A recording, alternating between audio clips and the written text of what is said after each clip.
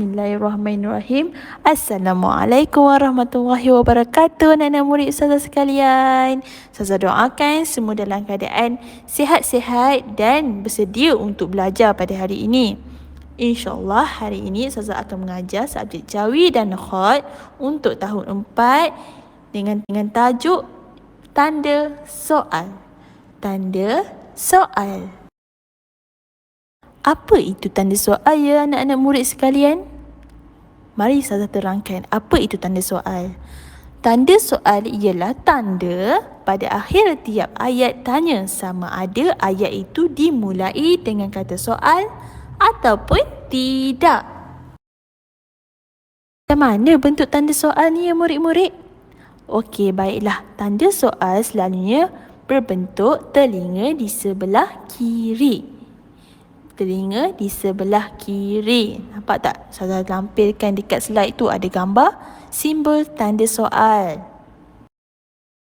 Tanda soal terbahagi kepada dua. Yang pertama, tanda soal digunakan pada akhir ayat tanya. Contohnya, bilakah adik kamu bersekolah? Nampak tak? Di hujung ayat diakhiri dengan tanda soal. Kita lihat yang kedua.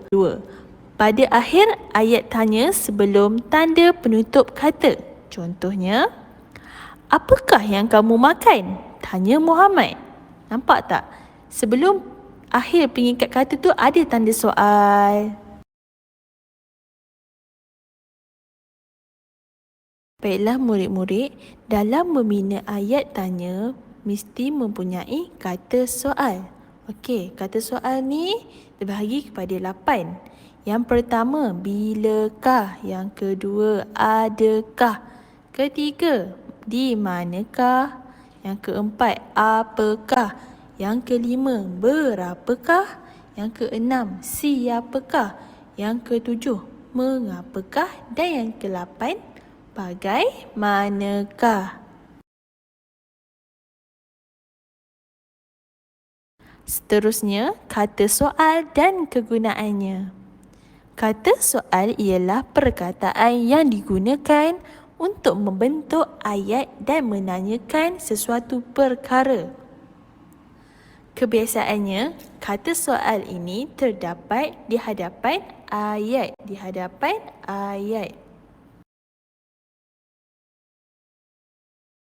Contoh kata soal di dalam ayat.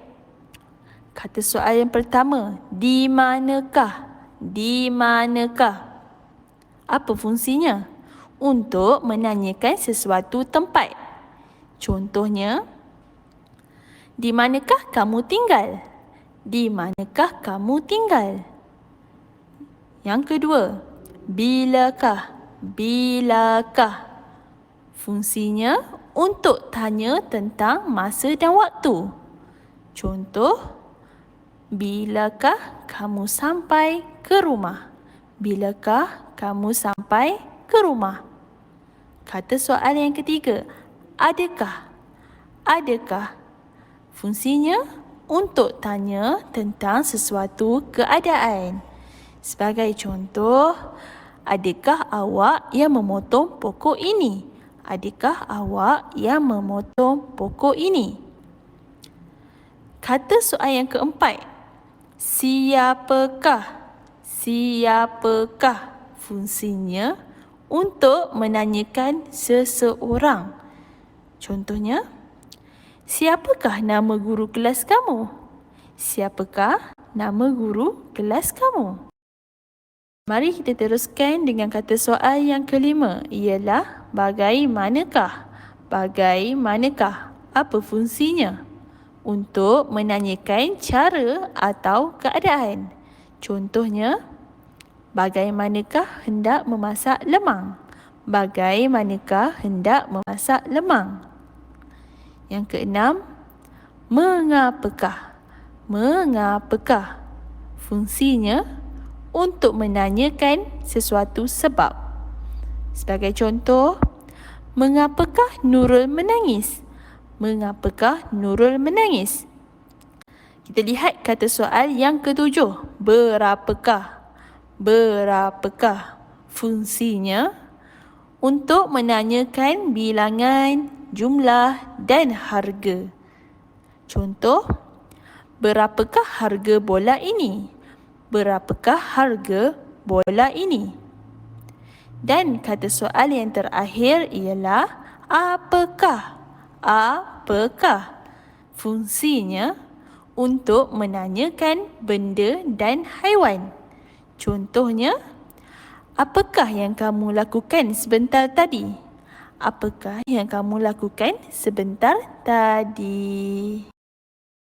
Alhamdulillah, selesai pembelajaran kita untuk hari ini. Ustazah doakan anak-anak murid Ustazah faham apa yang Ustazah terangkan sebentar tadi.